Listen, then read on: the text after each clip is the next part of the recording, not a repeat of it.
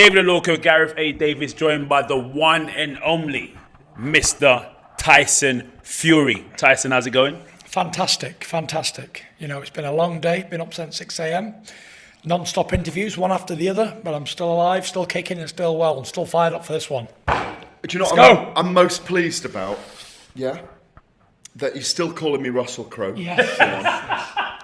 That I was worried that you were going to be in Panto this year at some point for Christmas. Right. But you're not. You're going to rumble royally in Saudi against these big WWE dossers. Yes. Are they dossers or not? Well, Braun is a massive dosser. Have you seen him? He's a big He's old dosser. 6'8", 28 stone dosser, and he will feel the fury, especially after what he did to me last week. While I was training at the WWE centre, he came in from behind, shoved me over, and it really hurt me. I wasn't expecting to be shoved over and damaged like that. Bullied Could have broke my ankle. Bullied? Yes, so I am the bully slayer. And, you know, I've slayed many bullies in my time, and Braun Strowman's going to be another one, that's for sure. How did it all come about? Just explain that in a little way. That was it just by chance? Have you ever thought you might be in it? Because it's not something we ever talked about. Because you're a fighting man through and through, aren't you? It's been very organic. It's come from nowhere. I accepted the opportunity because I thought, you know what? It's a life experience, and that's what I'm about at this time in my life and career. And so many people were not about this. Like, oh no, don't do that. You might get injured. Might do this. Might do that. But you know, I knew I would have regretted it later on in life if I didn't take the opportunity. And with me just having a cut as well, had some time out where I wasn't going to be boxing training. So I kept myself busy and got involved in WWE, and here I am, head of a poster, topping the bill in Saudi Arabia against the beast.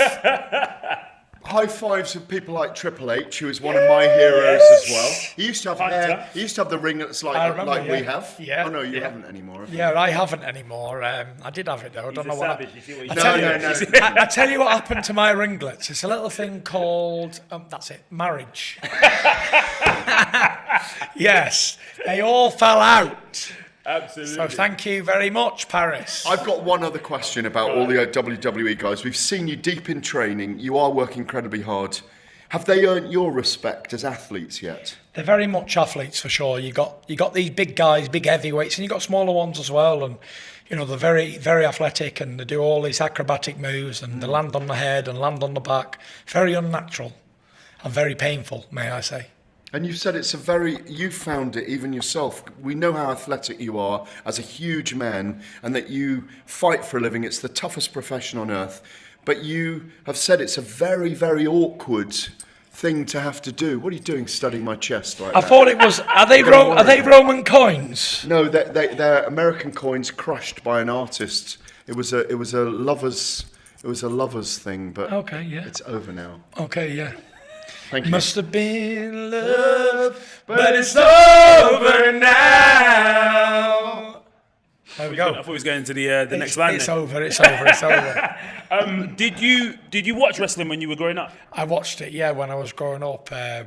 Some of my favourite wrestlers, The Rock, Triple H, Shawn Michaels, Stone Cold Steve Austin, John Cena, all these guys. John Cena came a little bit later after those guys. Bret Hart, British Bulldog. So many of them, weren't there? Do you think in a way that we know what a showman you are and you're a natural character personality as well as being a very hard man and a fighter? Was that an influence perhaps on you in you know, like Muhammad Ali was? Gorgeous George was an influence on Muhammad Ali, wasn't he? Do you think they had an influence on the way you've been able to project yourself as a character in fight sports? I think they did influence me, along with other world heavyweight champions who were outspoken, like Muhammad Ali, like Mike Tyson, like Prince Naseem Hamed, like all these wrestlers. You know, going as an amateur boxer and a professional, I always knew that you had to be different. And you couldn't be a run-of-the-mill guy who was like, oh, I'm a nice guy, thank you very much, and that's it. I'm a boxer. It's got to be bigger than that. And if you aim to be a star in any sport and any walk of life, you have to be different to the next man. What makes you the next world champion? Why should you be that person? And if you can't think of 100 reasons why, then you ain't going to be that champion. That's for sure. Absolutely. Have you? Can you do a if you smell what the Rock's cooking? Do you smell what the Rock is cooking? That's pretty sick. How was that? That is solid. That was good. That was solid. Go on, You Dave. go. No, you ask. Go on, because I'm. He's stretching out. He's doing the Connor stuff. Go on, Connor. Have you perfected your boss walk, your Vince McMahon walk?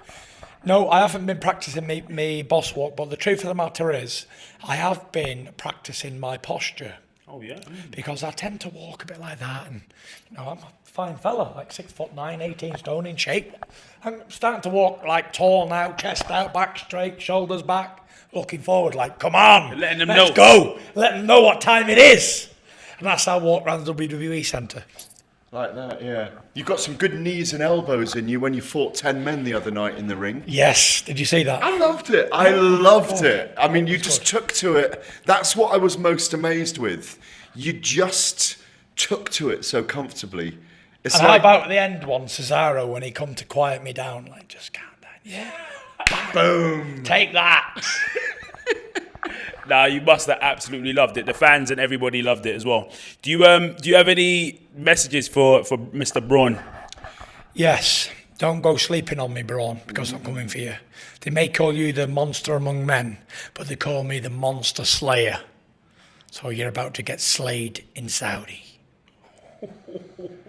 Now, it's an amazing time with this WWE, AEW in a pro wrestling war, promotional war that we've never seen the likes of. Brock Lesnar, Cain Velasquez from the UFC, both heavyweight champions. Jake Hager's in Bellator fighting, and he's also in AEW. Jack Swagger. Is there any possibility that the guy you call another dosser, the guy that you had absolute war with in Los Angeles a year ago, could turn up ringside and try and slip through the ropes and try and wrestle you by the name, you know the one? Deontay Yes. Wilder? Yes. Is there any chance that he could end up ringside, and what are you going to do to him if he does? I don't think so, because he's got a fight end of the month in November in Las Vegas, with so Luis Ortiz. he'll be concentrating on that, because Luis Ortiz is no pushover. As we saw before, he had him going. He managed to get rid of him. But it's always going to be a tough fight, a big punch in southpaw, a well-schooled boxer like Luis Ortiz. So I wouldn't take my eye off that ball if I was him. Oh, so what you say is there's no way you can afford to be distracted. For sure. But I'm not calling it a sideshow, because you're deeply involved in this, of course. But what I mean is, if you did another WWE event, Yeah, don't write it off that Wilder could turn up. Yeah. But my message to Deontay Wilder is a serious one. He's talking about me doing wrestling, and he's talking about me faking injuries not to fight him. Oh yes. What he should be concerned about is his fight in hand. Because like I said before, do not go to sleep on Luis Ortiz, or else he will put you to sleep. Very tough fight. Concentrate on that. He's looking at the bigger fights, the more money, the high-profile fights, the redeem his loss. He wants to do that. But first of all, he's got to get past this Ortiz. And if he doesn't get past Ortiz, well, he's out the running for the lineal championship, that's for sure. I'm looking at your eye. It looks amazing, Tyson. I don't know if you can focus in on Tyson's eye there with the camera. It's healed up incredibly well. Yes, it has. There was an incredible plastic surgeon who stitched it for me. Yeah.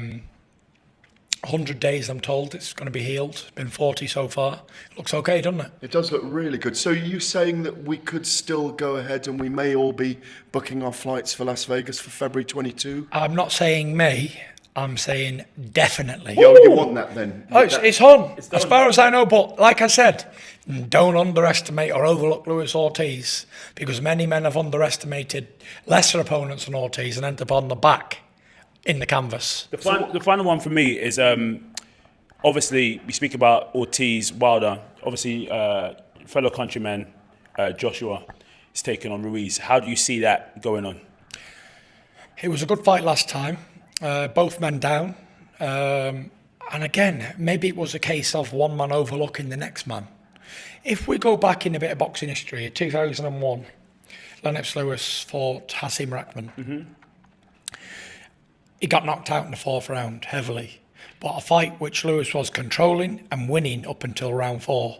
Then he got knocked out by a lucky punch. He came back, immediate rematch, knocked him out. Job's a good one. Thank you very much. Yeah. Reclaim my title. But if we analyse the Ruiz fight, Joshua wasn't winning the fight up until his knockout. He put Andy Ruiz down, and what round was that? Third round. Third round. Yeah. Up until then, anyone could argue that the rounds could have won either way or whoever won them. Yeah. But he wasn't in control of that fight. And when he put him down, he got back up and then knocked him down. So his best round of the fight, round 3, He got knocked down, innit? a round which he lost. Yeah. It was a 9. And then he went on and lost every other round from then, and got knocked down another 3 times and lost the fight. So this is a tough fight, and mentally in his mind, whatever excuse that they made up for the promotion, the reason why they lost, the fighters know the truth. So if I go into a fight and have a terrible performance and lose, I make up an excuse, I had the flu, or I had an injury, or I had a problem at home. But really I didn't. And in my mind, I know the lie, I know the truth. So that you've got to take that into the ring with you as well. They looked fit to me. He was training long enough, and he had the notice. The other guy had a couple of weeks' notice, and he went in there and beat him. So this time with a proper camp, it's going to be a difficult reversal of a result, in my opinion. Now I hope AJ goes in there, hits him with a jab in the right hand, good night, see you in a bit. Comes back home with all them belts, and we get the massive fight on next year. But I think it's going to be more dramatic than that, that's for sure. Wow. Indeed. Well, Good luck beating up the Strowman. Yeah. the Strowman. The straw man. Turn him into a straw man. Bend him. Turn him into a balloon man for me, will you? Always a pleasure, Harsh words. Tyson. Always Thank a you pleasure. very much. Loving All the the suit best. as always. Thank you very much.